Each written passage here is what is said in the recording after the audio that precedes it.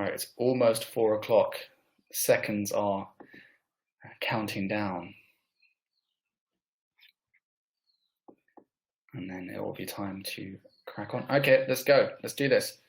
So I'm going to be using a script which I've got here, just to make sure that I keep on time with all of the content we're going to be doing today. I hope you guys don't mind. There's just a lot of it, and I hope that we can get through it all before the end of the talk. So good morning, good afternoon, or good evening, depending on where you are. My name is Elliot O'Donnell. I'm a law jazz scholar at Wuhan University, and today I've been lucky enough to be given the opportunity to take you through where I've been able to call my home for the last almost 7 years, Wuhan. Now, I know that some of you might hear the sentence like, lucky, Wuhan, really, right now? Why would you say that? Well, this is good because, today's talk is going to give me an opportunity to convince you that I am actually pretty lucky to be here in Wuhan. And I'm going to do that by showing you the Wuhan they don't want you to see. So yeah, believe it or not, Wuhan existed a long time before it became known as the ground zero for COVID-19. So whilst Wuhan is kind of famous in China for being the starting point of the 1911 revolution, the Wuchang uprising, which basically put a full stop to the end of imperial history in China, or the spiritual homeland of punk, Chinese punk, although some Beijingers might actually disagree with this point, I believe it to be true. And, well, hot dry noodles, I'm not sure if you guys have been able to try them yet, but they're probably the world's most addictive food. So these are some of the small things, I say small, some of the things which Wuhan is famous for in China. But the city also has another claim to fame, and that's it is able to say that we have the most beautiful university in China. Now that's a big claim. Also, with like many labels, they're kind of easy to throw them about, stick them on things without really knowing why it is why it is, or they have this label.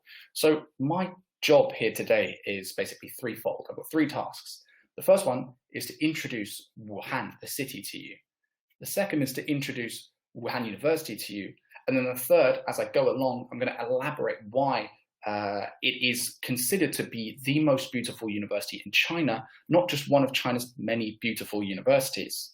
Now, this basically means I'm going to be talking a lot about aesthetics and culture. And these are quite complicated topics, but I'm going to do my best to keep the talk jargon free. No one really likes to hear academies. The academics, they have this crazy language which nobody but them understands. So I'm going to try, not fall into that trap. But it's kind of going to be hard to do that. So I just want you guys to remember from the start, the key to appreciating Wuhan and Wuhan University's beauty is this idea of harmony. I'm sure many of you people have heard it, 和谐.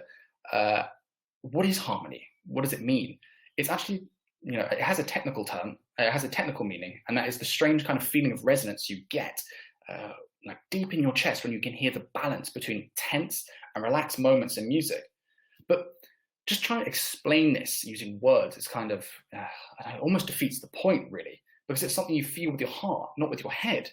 But I'm going to try and use the next 30 minutes to give you a taste of what it means for a city and a university to be harmonious. So the PPT is going to be split into 3 sections. The first section is called Movement and Stillness, Wuhan University's Natural Landscape. The second is called East Meets West, Wuhan University Architecture. And the third is Academia Unbound, Wuhan University's Disciplinary Openness. Each 3 points is going to be dealing with harmony in a different kind of medium, in a different field. So we're going to go through each one of them, and hopefully by the end of this talk, you guys will be able to appreciate what it means for something to be beautiful and harmonious within a Chinese context. Now that we've got the admin out of the way, let's just crack on with the talk. So here we go. As we can see from these 2 pictures, Wuhan is at the cross-section of the Yangtze and the Han River. So given how much the country which the Yangtze has cut through, it's no surprise really that Wuhan has always historically been a major transport hub for mainland China. Culturally, this part of the Yangtze River represents the divide between north and southern cultures in China. And so what that means for Wuhan is it's basically an amalgamation of northern and southern Chinese cultures. it's a melting pot of cultures, it's a melting pot of thought. And so with this diverse array of people constantly coming and going, ideas flow in and out very easily. And it's a very fertile environment for intellectual exchange, dialogue, and hybridity. All of these things are very important when you are engaged in academia. But ultimately, it's Wuhan's vibrant and dynamic character cannot be separated from the water that runs through it. So in Chinese, we might say, 有水才有通. Anyway, moving on. When we get around to opening up the map of China, it becomes quickly apparent that, Wuhan is a damn good place to set up a university, given its centrality. And by centrality, I'm talking about not geographic centrality, but the centrality to do with population dispersion or population density. If we were talking about geographic centrality, Chengdu might have been a better choice. But given the way in which the Chinese population is dispersed around the country, Wuhan is without a doubt the most central city. And this is important because if you're engaged in education and you want education to be as accessible to as many people as possible, you need it to be in the center. So again, a very good place, a very good starting point to have your university.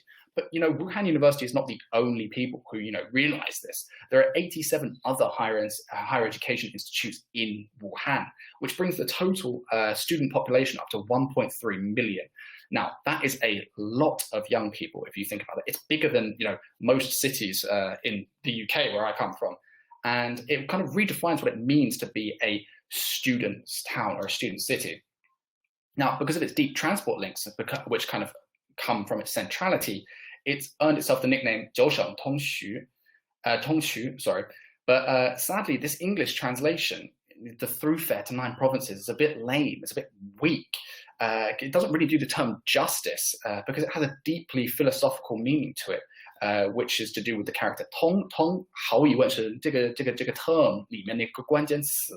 And so in the translation, you lose that idea of 通.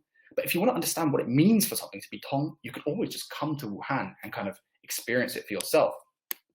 But importantly, we have like an expression we can use in Chinese, which is 因通而求变. Now, we might not be able to describe 通 really right now in English, but it basically produces this need to move, this dynamism. And so Wuhan is a city which is characterized by movement. And this shows up in almost every facet of life. So this might be overreaching a little bit, but we could almost say that the revolution in 1911, which led to the, bringing China into a new age, had to come from somewhere like Wuhan, which was super dynamic and was characterized by movement. If you think about it, friction, which leads to a spark, which then lights that proverbial prairie fire, comes from movement. And Wuhan has tons of it. That is what it does. And then also there's, an unsurprising fact that the first bridge to ever cross the Yangtze was built in Wuhan. Now, this is, again, just another testament to the fact that the people here really just want to live a life which is not constrained by their inability to move.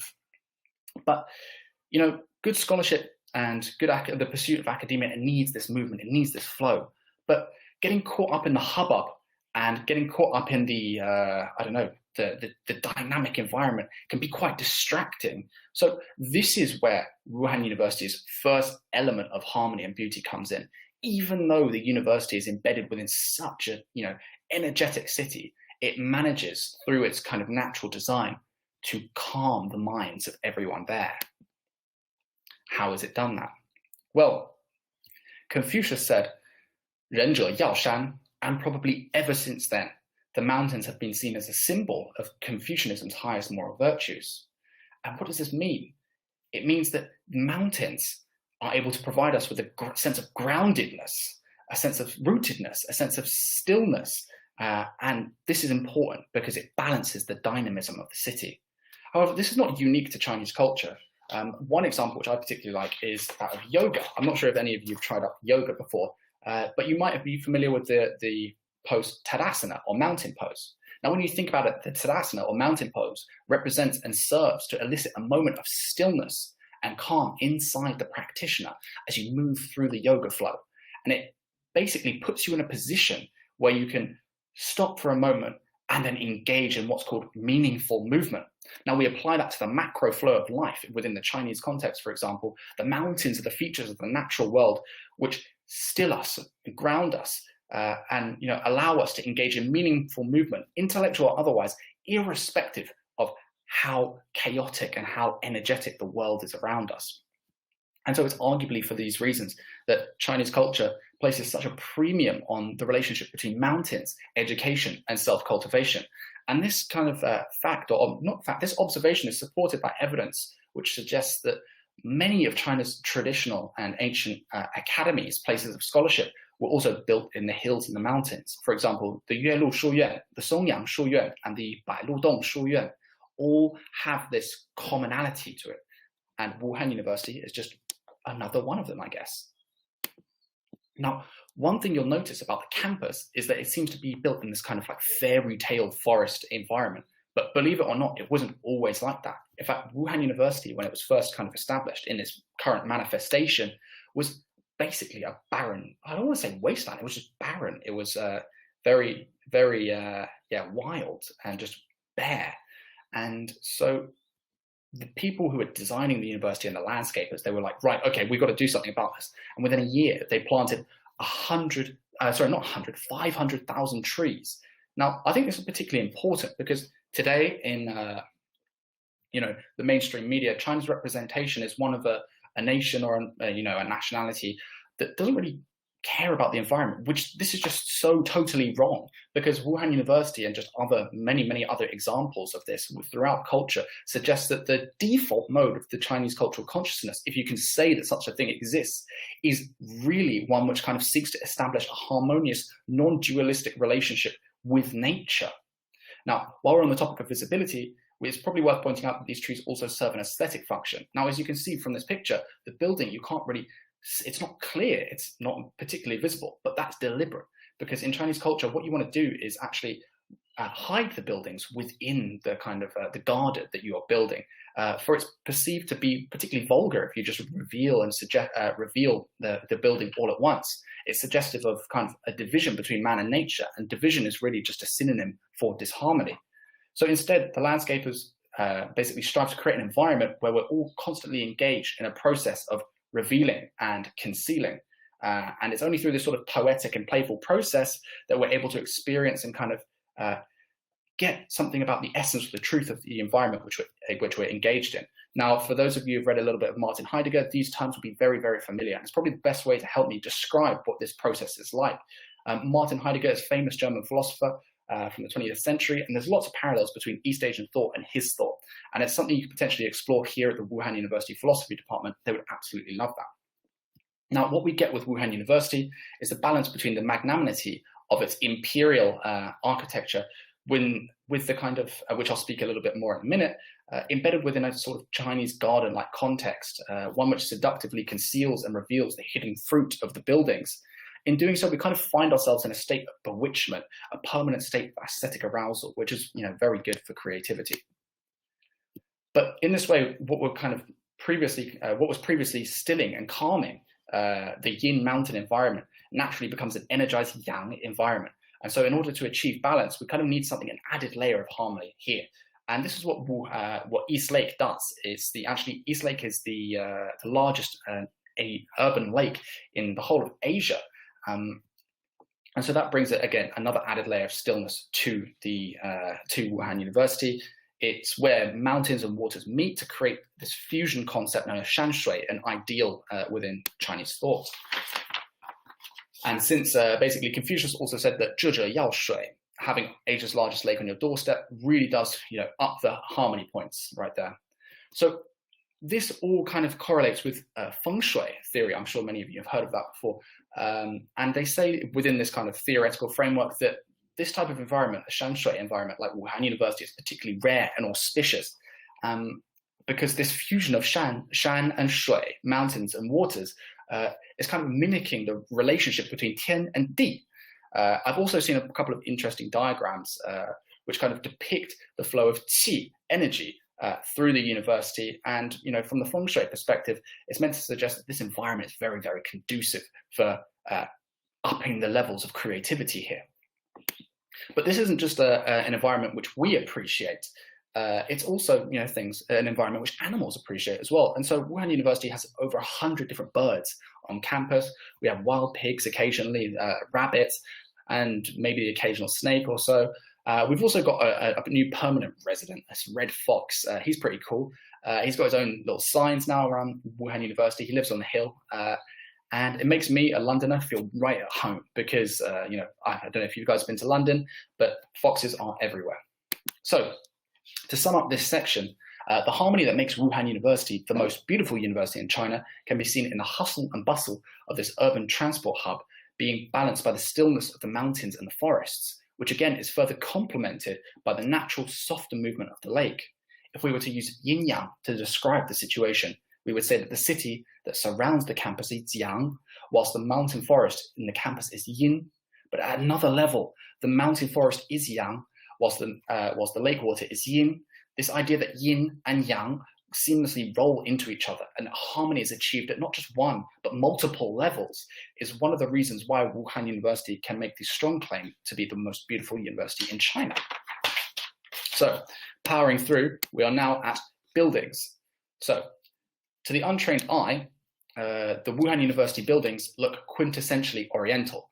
However, in fact, they represent a successful experiment in the idea which I touched on earlier, a fusion of styles. They weren't actually designed by a native Chinese. They were designed by an American with a great fondness of the Oriental aesthetic.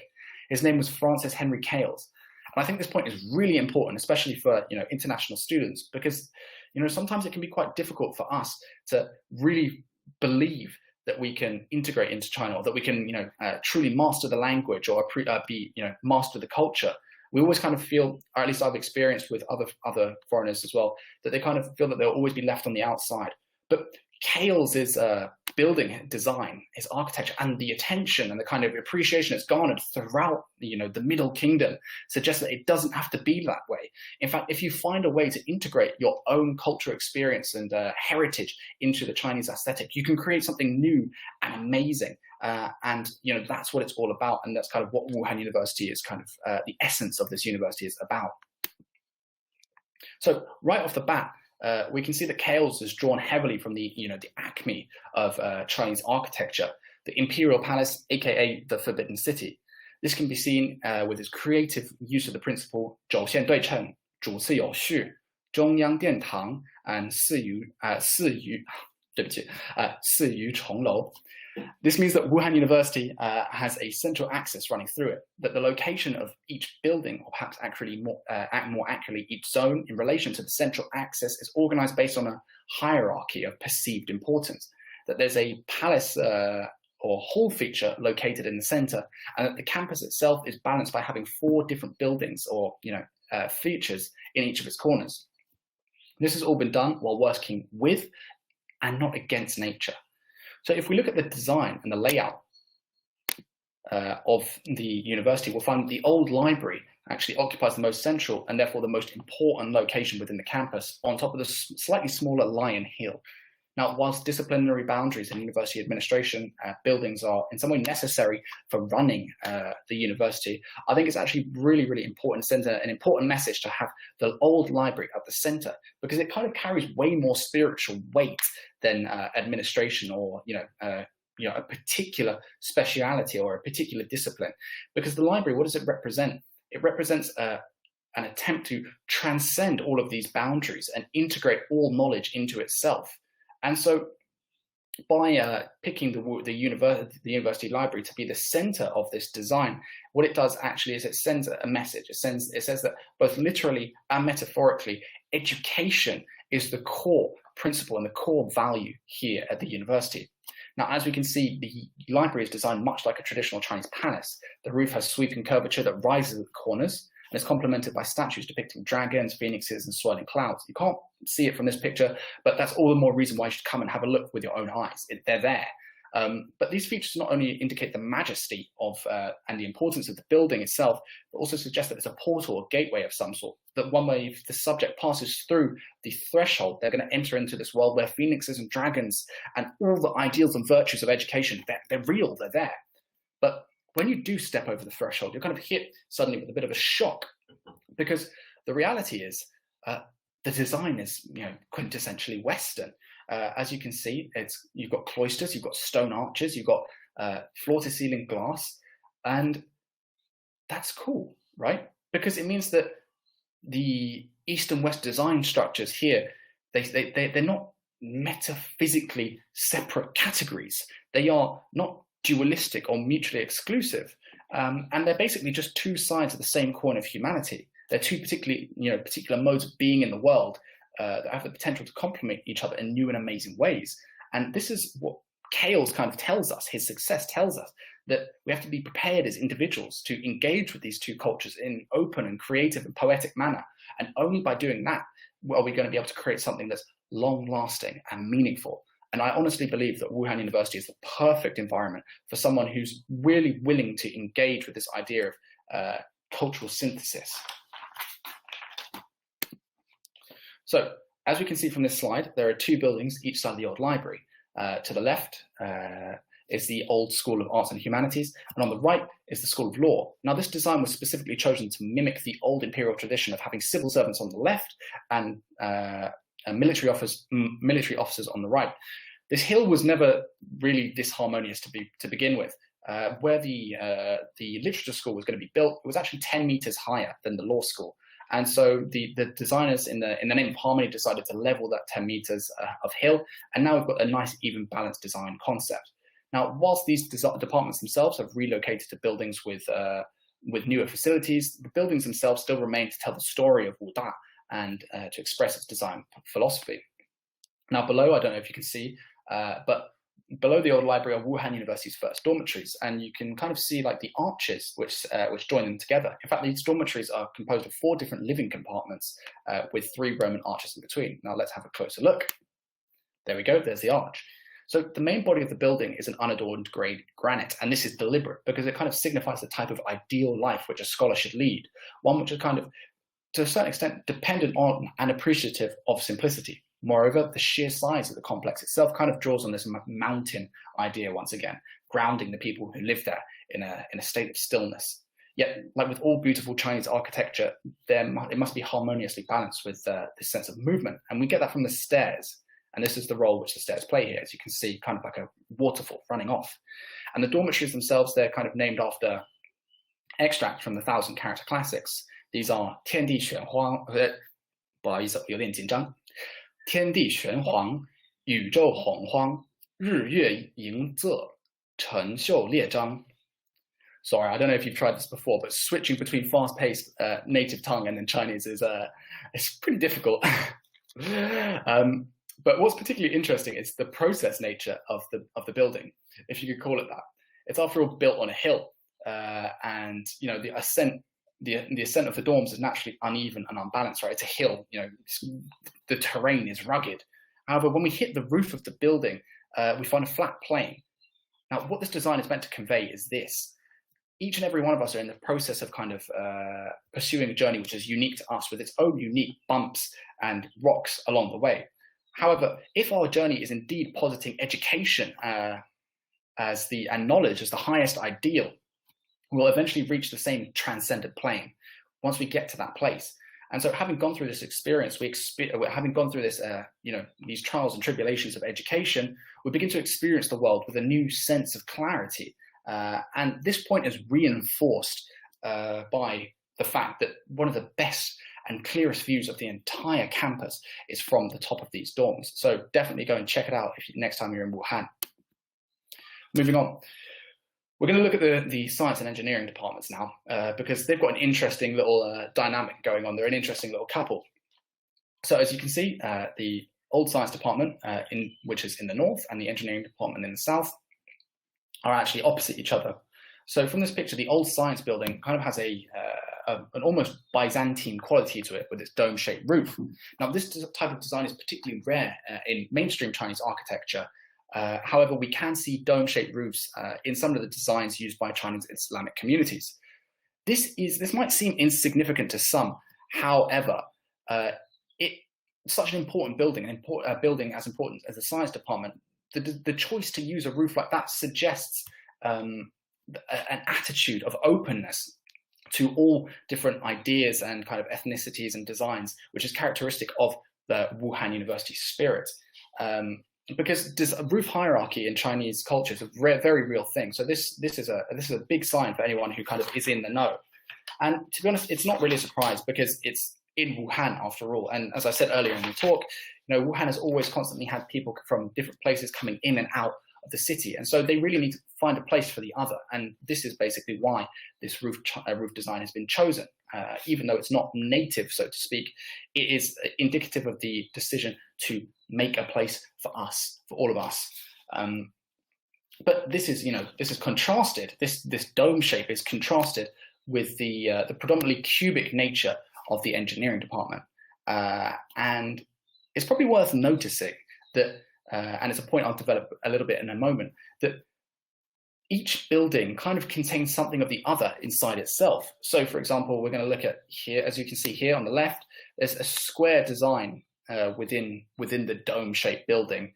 And over, let's go back a slide because you see it more clearly. And in the old engineering department, there are actually small mini domes outside on the front of the department. So again, having the other inside yourself is this fusion idea which kind of permeates through the entire ethos of Wuhan University.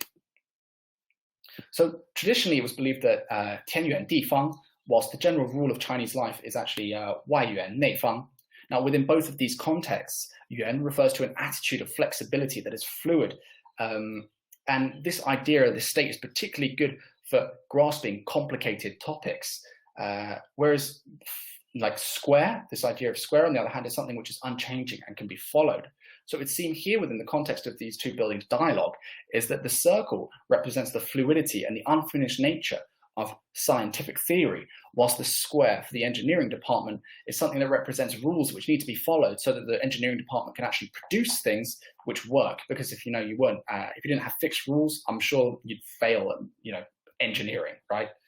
And this idea of square and circle and the relationship between them and incorporating each other into themselves runs throughout Chinese culture. One of the best examples is the old coinage. I don't know if you've seen them, but they're a circle like that with a square cut into them. Again, trying to incorporate the opposite of oneself into the other. Now, this is really important, I think, for the buildings at least, because they're almost kind of engaged in one of China's culture's most deep and complicated topics, and that's the relationship between knowledge and behavior. So that's Wang Yangming's 知行论, or Mao Zedong's 时间论, the relationship between theory and practice. How we're going to deal with that question? And these two buildings are engaged in that really through their design. But what's important is that their design and their structure is not quintessentially Chinese. What they've done is that they've been able to rephrase the question using foreign or outsider design concepts, which kind of elevates the question and the significance of the question outside of the 地方性 of the 传统文化 and the 传统文化含有的一些问题 and makes it 让它超越它的这个范围 and makes it more kind of like universal, which is really important. So let's keep going. I'm getting a bit excited here, sorry. I've already touched on the importance of the roofs in the overall schematic of the Chinese architecture, but I think it's probably worth just diving a little bit deeper into it before we wrap this section up. What is immediately apparent is that these roofs are very different from Western Gothic inspired architecture, which kind of reach up into the sky, right? They're kind of just gently hugging the earth. They're not going anywhere anytime soon. And that's not necessarily a bad thing, because this represents the key difference between Chinese thought and Western thought, that there's no kind of transcendent being in the heavens. Instead, they unfold slowly and embrace the earth. This design basically highlights the difference between our conceptions of reality versus East and West. In the West, we kind of think that the ultimate reality, ultimate reality is the one beyond the thing that we're experiencing now. Whereas in Chinese, it's kind of like all the ultimate reality and all meaning we can ever possibly experience is in the life we are currently experiencing. Confucius famously said when asked about death, right? Why talk about death in the afterlife when we haven't even worked out what it means to be living here. So again, that design or that ethos or that idea is kind of expressed through design. And so there's, within the architecture, there's a lack of eagerness to kind of leap into the air, to meet our maker and to seek our salvation with the Almighty above. So the belief to live under, there's more to this though, so let's keep going. The belief is that to live under such a heavy structure, you know, a tall spire or something, would bring heaviness into the people's lives living under it. So in order to bring unwanted solemnity into one's life, the roof must be attempted to affect a sense of lightness within the people living under it. And this is achieved by the use of the curling eaves at the corners. And it suggests that they kind of fly back on themselves, almost a little bit like the 人字. So the, I'm sure everyone knows, right? Sitting here, 人 is the character for humanity or human, human or man or whatever. And it kind of, these two concepts, they overlap over each other. And it suggests that this, we need to be engaged in some sort of light-hearted mode of being in the world, and that is the ideal which we should be striving for. So that's what this architecture kind of does. That's the effect it achieves. And this is achieved, practically, how is this achieved? Through the use of the curved line as opposed to the straight line. Now the ideal, apart from this lightness of being in the world, this mode of being in the world, the ideal is to kind of mimic nature in what we do.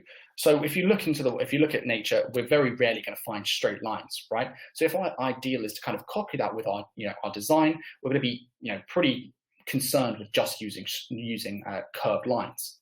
However, we can't deny the fact that when we're building stuff, we actually have to use straight lines occasionally, otherwise our structures might collapse. But it's best, at least it's believed, that we should, within the Chinese context, we should be actually putting these straight lines on show. Why is that? Well, nature doesn't hide anything, and constructing buildings is part of human nature.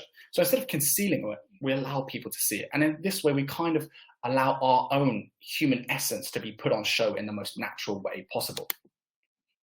Now, the beauty of the buildings comes not from their emulation of nature, but their concerted effort to integrate into it and to find a place within the natural landscape.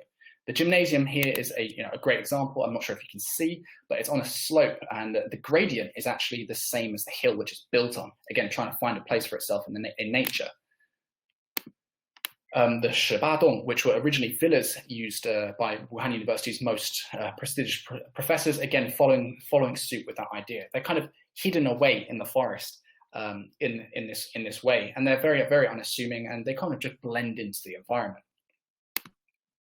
But this is not, the exclusive right of, just the professors. The people who are living in the dormitories, which I showed you earlier before, they're built on Cherry Blossom Avenue. And so when, they have nature literally outside their windows, they are almost in nature. Nature's almost reaching into their windows, essentially. And so, yeah, there's this, again, that default mode of cultural consciousness, which I said earlier before. It's kind of just getting close to nature in a non-dualistic, harmonious way. So, we're running slightly short of time, so I'm going to just speed up a little bit. I'm sorry, I've been, speaking pretty fast. But we're going to talk a little bit about Wuhan University's history and the characteristic that it has of kind of just being an all-round holistic university for education. So, Wuhan University's roots goes back to the School of Self-Empowerment or Self-Reliance, founded in 1893 by this guy, Zhang Zhidong. At the time, the end was nigh for the Qing dynasty, and things were looking pretty bleak for China as a whole. It was the belief of Zhang Zhidong and other like-minded intellectuals who thought that the only way to save China was through education, through their own initiative. And with this ideal in mind, China's first modern institute for higher education was born. A new institution required a new syllabus, and this basically meant that the Ziqiang Xuetang made a conscientious effort to disassociate from the traditional education structure and move towards a more Western-based model. So this explains the name, right? Ziqiang, self-empowerment or self-reliance. But like with all things, that's just the surface level of the meaning. Ziqiang is actually an allusion to the image of the first hexagram, Qian, of the Book of Changes, the Zhou Yi. And so the description is as follows: 天行健，君子以自强不息. Now, according to the John Minford translation, this means that the strong is the movement of heaven, tireless. The true gentleman tempers himself. So, gentleman here we're going to understand as scholar, because that was written a long time ago. There's a lot of sexism going on there. Whatever. We're going to forget about that. Anyone engaged in education, basically. So, what does this mean? there's this cosmic phenomenon which is fueled by supreme cosmic strength, and that leads to a revolution which goes day by day, night by night, and the energy, which is kind of like the energy of the universe, if you will. However, importantly, reality, or the ideal reality, is never a product of just pure creation of this pure cosmic strength. It's a product of interaction. We as individuals and as human beings need to interact with this cosmic energy to realize the best possible outcome for the world. And so the scholar, the student, the academic must be prepared to work endlessly with this cosmic energy to manifest this ideal into existence, and to never, ever, ever allow petty human desires to harm the inner strength of the Tao, which we carry within us. Now, today, the university motto opens with 自强 and is followed by other related concepts such as perseverance, truth-seeking, and innovation. Now, after several changes to its name, the government decided to rename Wuhan University 国立武汉大学. And this is important because 国立 signifies a sense of it cements Wuhan University's identity as a key institution within China. Unfortunately, there were some turbulent times for Wuhan University, and it actually had to relocate to Leshan for 8 years during this particular disruptive part of history. Now, I'm sure many of you have heard of Leshan because there's a giant Buddha statue carved into the rock there. I haven't been there yet, but I really want to go. And when the students and the teachers were there, they were living there in the Taoist and Confucius temples, teaching them, taking classes and whatever. At one point, the famous, biochemist turned sinologist Joseph Needham turned up, and he was, super happy to see, to be able to live in a Buddhist temple, to look out over the Tibetan mountaintops, and to talk about nuclear physics. Super romantic, right? And then he ended up writing some of his reflections and his findings into an article, and he published it in Nature, super famous journal. He also made some good footnotes in his Science and Civilization magnum opus about some of the engagements he had with the Wuhan University students and professors.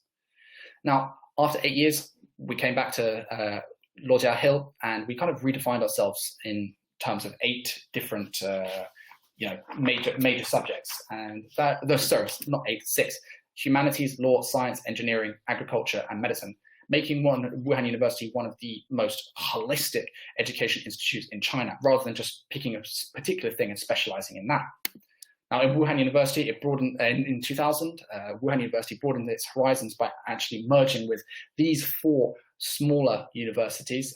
Again, just integrating as much possible specialist knowledge into itself, so that it could be basically just this melting point of academia and education. And that's what Wuhan University does. And so we've got these departments going on here, and there's quite a lot. And you can basically study anything you want here. Now, when compared to many of the universities in China, Wuhan University has got a relatively long history of, taking international students. Again, not a surprise given, the cultural makeup of Wuhan as a city. And so the first batch of international students walked through our doors in around the 1950s. And today, I think up to 110 different nationalities at one point or another have called Wuhan University their home. Now, I open this talk by saying that Wuhan's beauty lies in the idea of harmony. Hopefully, you've been able to get a taste for how the university realizes this ideal at 3 levels I've talked about. The harmony that it creates with its natural surroundings, through the harmonious use of architecture and architecture in relation to its design, and also Wuhan University's relationship to all fields of study. But if you're still not sure what I mean when I use the term harmony, that's okay too. As I said in the beginning, harmony is a feeling which you get in your heart, and it's not something you can really conceptualize in your mind. So if you're still curious about what it means for something to be harmonious and what it means for something to be tong, then my best advice to you is actually to come here and just experience it for yourself, to stop using your heads and to start using your hearts to experience the world around you.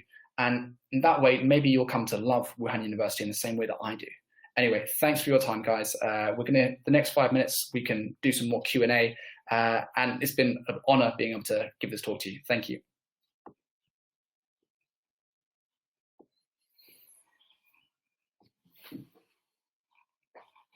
So any questions, anything?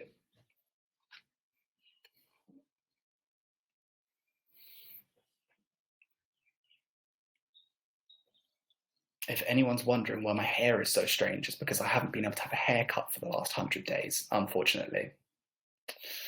Yeah, we're all in the same boat, aren't we? Locked down. 没办法。Oh well.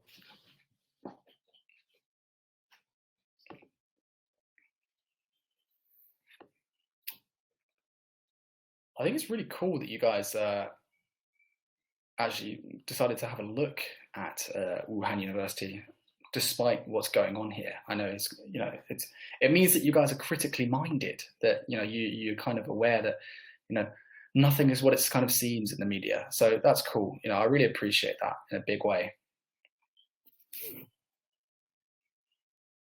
海外学生一般申请哪一个学院？Well, you can apply to any department which you want. 其实你可以申请任何一个学院，但是到了最后，就是说管理我们这边的留学生是国际教育学院。So yeah, just any department you really want. 还有问题吗？中文、英文都可以。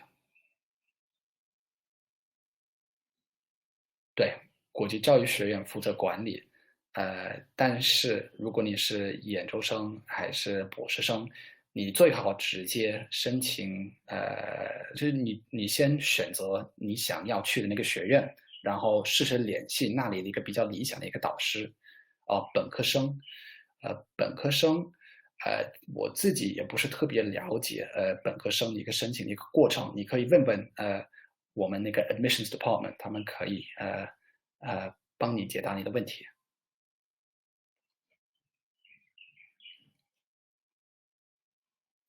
Different major have different requests. You can check admissions. Yes, exactly.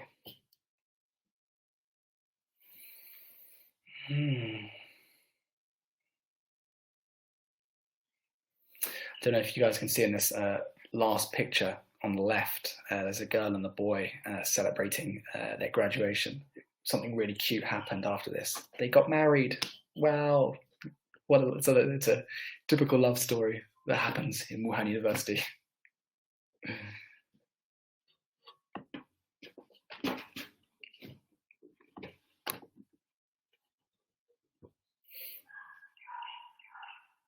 Very cute.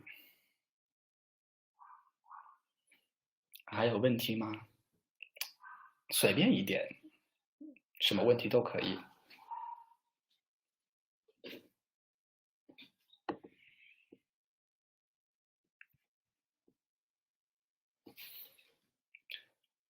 武汉大学的汉语教育怎么样？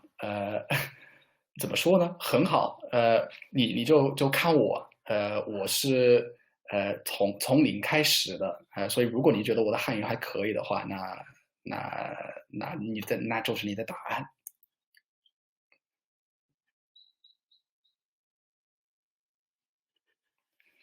那就好了，对吧？如果你觉得我的汉语很好，那么我得感谢武汉大学，没有武汉大学，我的汉语绝对不会达到这个水平了。学了几年汉语，还是学了几年什么？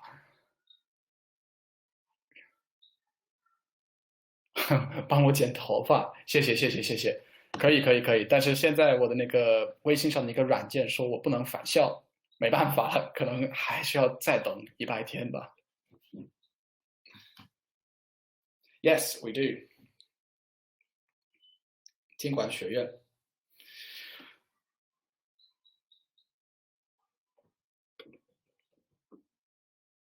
奖学金需要 HSK 几级？So the scholarship, as I understand it, it's not a requirement. 它并不是说 HSK 是必要的，但是如果你想提高你拿到奖学金的可能性，那么你最好考得越高越好。So obviously, like the higher you score in your HSK, or the higher the level HSK you do, the greater the possibility you're going to get of getting the scholarship. But it's not a requirement. You have to understand this. It's not a requirement.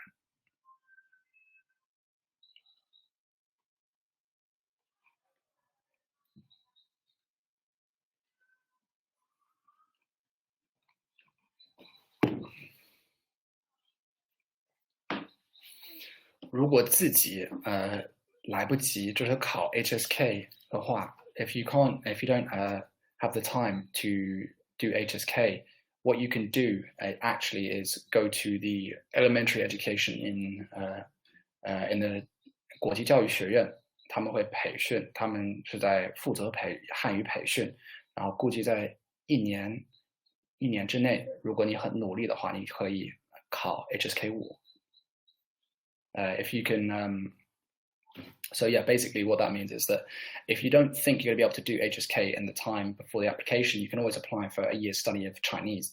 And I know quite a few people who have done just a year's study and have been able to do HSK 5. And it's totally possible, but you've got to apply yourself. You've got to have like a super 认真学习的态度。Why did I decide to study in Chinese and to study in China? This is actually a pretty easy question because, let's face it, the geopolitical story of our time is the rise of China. There's, you can't bullshit that. That's a fact. And so I wanted to kind of see history happen. And then by being here and seeing history happen, you kind of become a part of the historic process that's emerging. And you can kind of, if there are things which you're seeing which you like, you can contribute to that. And if there are things which you're seeing which you dislike, you can kind of find a way to negotiate with people who are engaging in these practices and steer it in the other way, or at least make a case for it. And so that's that's probably the main reason I decided to come. How about you guys? Why would you want to come to China?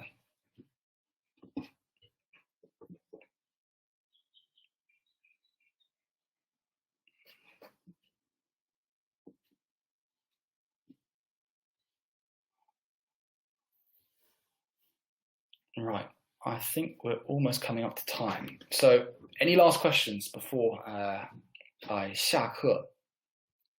I'm all ears. I'm waiting for you guys to hear.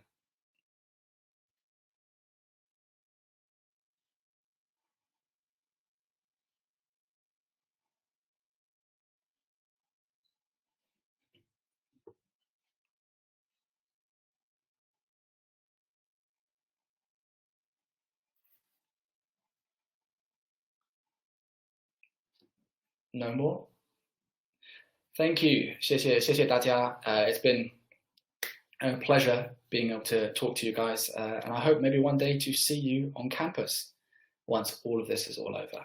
Anyway, thank you, everyone. Have a good day, good morning, good evening, good afternoon, whatever. Enjoy the rest of your days. Bye.